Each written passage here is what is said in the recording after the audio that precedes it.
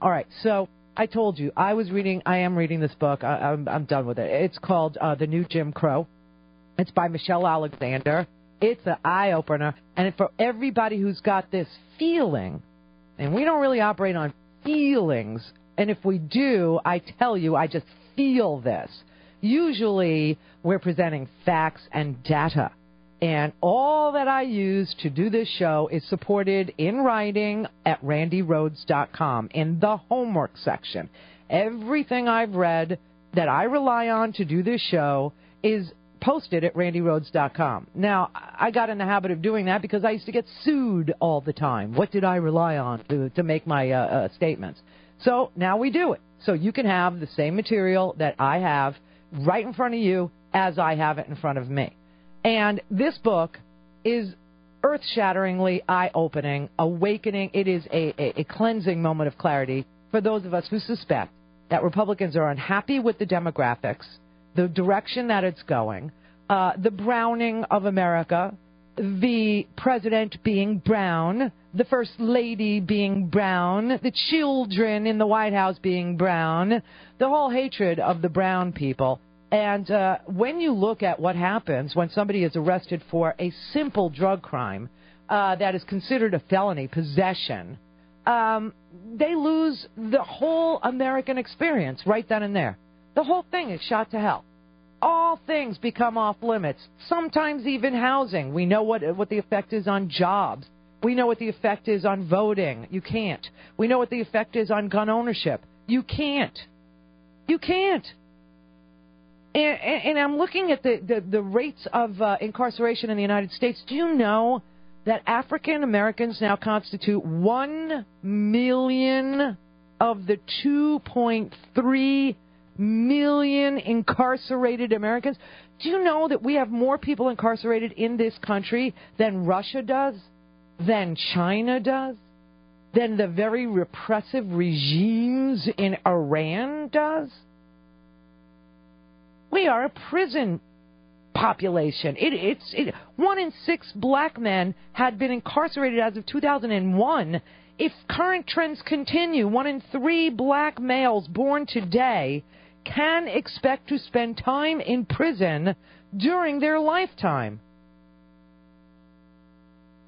Now, if African Americans and Hispanics were incarcerated at the same rates of whites, who, by the way, like I said, are no more likely to commit crime or use drugs than any other group. No, everybody's equal when it comes to smoking the pot. Everybody's equal when it comes to drugs. Everybody's equal, okay? But if African American and Hispanics were incarcerated at the same rate of white people, today's prison and jail population would decline by about half, 50%. 26% of African Americans are juvenile arrests. Nationwide, African Americans represent 26% of juvenile arrests, 44% of youth who are detained, 46% of the kids who are judicially waived to criminal court, 58% of young people admitted to state prisons. This is from the Center on Juvenile and Criminal Justice, okay? 14 million whites and 2.6 million African Americans report using an illicit drug. 14 million whites, 14, and 2.5 million African Americans report using an illicit drug. 5 times as many whites are using drugs as African Americans, yet African Americans are sent to prison for drug offenses at 10 times the rate of whites. Yes. 5 times as many whites are using drugs, but blacks are sent for drug offenses 10 times the rate of whites. African Americans represent 12% of the total population of drug users, but 38% of those arrested for drug offenses, and almost 60%, 59% of people in state prison for a drug offense. African Americans serve virtually as much time in prison for a drug offense, 58.7 months, as whites do for violent crimes. We're talking nonviolent drug offenses, by the way. That's what these numbers are. Nonviolent drug offenses. And for an African American to get busted with a little bit of something will cost them 58, almost 59 months. A white commits a violent crime, and they're going to go to jail for about 60 months. It's almost equal. Inner city crime prompted by social and economic isolation is one of the contributing factors, but also African Americans represent 12% of monthly drug users, but 32% of people arrested for drug possession. Mandatory minimum sentencing, especially with the crack and the powder cocaine disparities, contribute to this. And in 2002, blacks constituted more than 80% of the people sentenced under the federal crack cocaine laws and served substantially more time in prison for drug offenses than whites did, despite the fact that more than two-thirds of crack cocaine users in the United States are white or Hispanic. Zero tolerance policies, as perceived as being part of school violence problems, have an unequal effect on black children. 35% of black kids in grades 7, 8, 9, 10, 11, and 12 have been suspended or expelled at some point in their school careers, compared to 15% of whites. And yet we all know that 14 million whites use drugs and 2.5 million African Americans use drugs. These statistics are shocking. And now you have the private prison industry entering into the picture, which is only going to make it worse because there's a profit motive built in as well. Not just a disenfranchisement motive, not just a motive to keep blacks from owning weapons, guns legally, not just a motive to keep blacks from ever being able to find a good paying job, not a motive to break up the family, which has always been a feature of a big obstacle to black progress, is to break up the black family. It serves so many purposes for the racists. And now you're going to build a profit motive into it? Now you want private. Now, this is an amazing letter. I have a letter from the ACLU that was responding to this, but it's pretty stunning. Here, I'll just read you this. Shrinking state budgets have forced policymakers to consider alternatives to incarceration for convicted criminals, which in turn has forced private prison operators to try a risky new strategy to stay in business. Until now, companies like the Correction Corporation of America, CCA, the nation's largest private prison business, concentrated on running state or locally owned jails and facilities. This approach left the capital costs associated with penitentiaries in government hands and allowed CCA to make money off manning prisons and keeping watch over those inmate populations. But with state budgets in the red, many legislatures are gauging ways to deal with criminals other than just locking them up in order to cut down on expenditures for corrections. Instead of continuing to allocate more than $50 billion a year on prisons, lawmakers, including those long espousing tough-on-crime platforms, are open to shifting monies to support drug treatment and mental health services, as well as beefing up parole and probation programs. Fearful that these changes could mean the loss of contracts, CCA earlier this year went outside its business model and offered to buy a state prison in Ohio. The deal meant $72 million for the state, which the company hoped would prove too enticing for policymakers to turn down. The company wasn't done. It said it was willing to spend $250 million to purchase prisons in other states struggling to close deficits. In return, CCA sought long-term contracts, 20 to 30 years in length, but only if states would guarantee that they would keep the correctional facilities 90% full or higher. So here you had lawmakers, due to money, constraints, saying, all right, enough with the war on drugs, enough of incarcerating people, enough, let's do something else. Let's have mentoring programs. Let's have, some sort of a drug treatment approach to drugs. Let's have some mental health services. When a kid comes in and he's a victim of violence, let's do a background check. Let's find out what his economic situation is. Let's find out what his social situation is at home. Let's do something about, supervising parole better, or probation programs, or, let's give out probation instead of jail time for possession. Let's, concentrate on mental health and these things. And as soon as that happened, the private prison system, the private prison for-profit companies ran in there and said, all right, we'll take these expensive prisons off your hands. We'll buy them, but you must guarantee 90% or higher occupancy, like it's a hotel.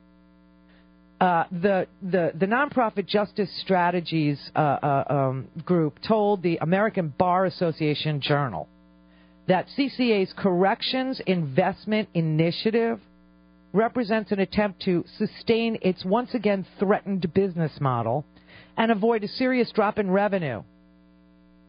In 2010, half of CCA's revenue of $1.67 billion came from the states, 43% came from the federal government as a result of a contract with the U.S. Marshals Service, the Federal Bureau of Prisons, and U.S. Immigration and Customs, ICE, which, by the way, is housing almost all of the people picked up. So the ACLU wrote a letter to all the governors that talked about this 90% full thing and said, we understand that Harley Lappin, Chief Corrections Officer at Corrections Corporation of America, recently sent a letter to nearly every state announcing the Corrections Investment Initiative. The corporations plan to spend $250 million buying prisons from state, local, and federal government entities and then managing those facilities. The undersigned coalition urges you to decline this dangerous and costly invitation. This letter from Mr. Lappin states that CCA is only interested in buying prisons if the state selling the prison agrees to pay CCA to operate the prison for 20 years minimum. Mr. Lappin further notes that any prison to be sold must have at least 1,000 beds and that the state must agree to keep the prison at least 90% full. In other words, CCA would be buying not only a physical structure, but a guarantee that your state will fill a large prison and continuously pay the corporation taxpayer money to operate the institution for 2 decades. While a prison sale might provide a short-term infusion of revenue, taxpayers in your state would be left paying for this short-term windfall until 2032. That's just the tax aspect. Then they talk about, the United States imprisons far more people per capita in absolute terms than any other nation in the world, including Russia, China, and Iran. And over the past 40 years, imprisonment in the United States has increased explosively, spurred by criminal justice laws that impose steep sentences, curtail opportunities for probation and parole, and the current incarceration rate deprives a record number of individuals from their liberty, disproportionately affecting people of color, and has at best a minimal effect on public safety. There is something going on in this country that involves mass incarceration. And for the survivalist in you, I would think this would be upsetting. Just saying. 49 after. Randy Rhodes.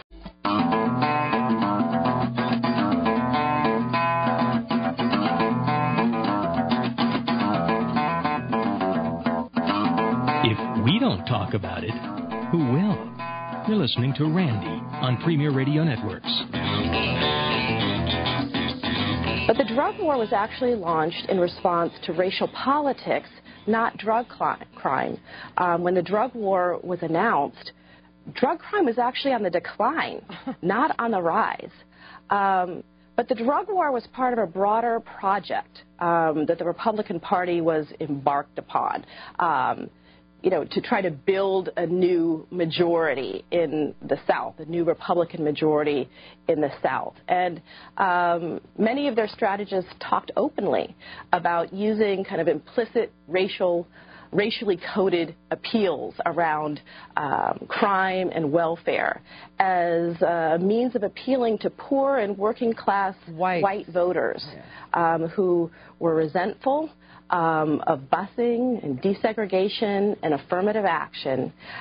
These were voters who had once been part of kind of the Democratic New Deal coalition, but whose worlds had been kind of, changed in profound ways by the advances of the civil rights movement. And they found that by using language like tough on crime and the war on drugs and the elimination of welfare, that they could appeal to those voters who understood that those kinds of initiatives and campaigns were meant to crack down on them, poor folks of color who were, for the first time, being seen as having some advantages over whites. That was the impotence for the drug war, not drug crime. Not drug crime. It is so fascinating, truly, when you peel back the onion and you see what the Republican Party, how the people always go, well, the South's all red states. Well, it wasn't always like that. The South was Democratic for a really long time.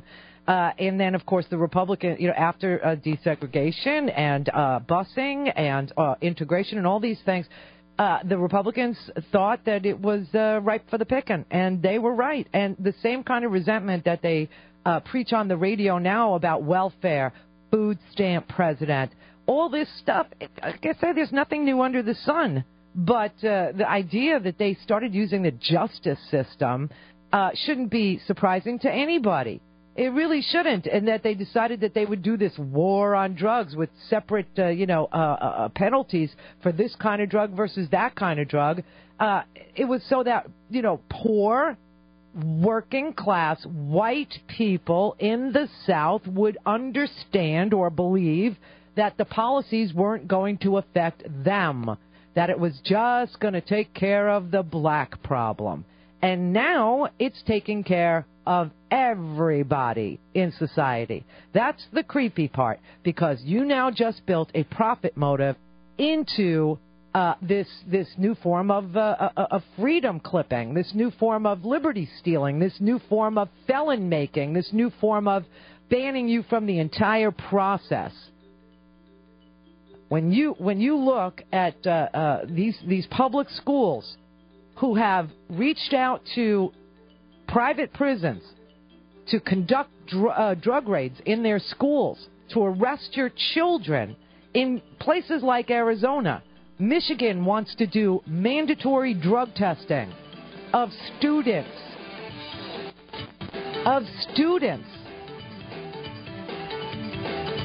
They are looking for a new pipeline, and they want to funnel as many, and it's just like cigarettes, get them while they're young. Screw up their lives early, they will never be able to vote. Never. Or make a living. It'll be a permanent underclass forever. Wow, it's true. This is the Randy Rhoads Show on the Premier Radio Networks.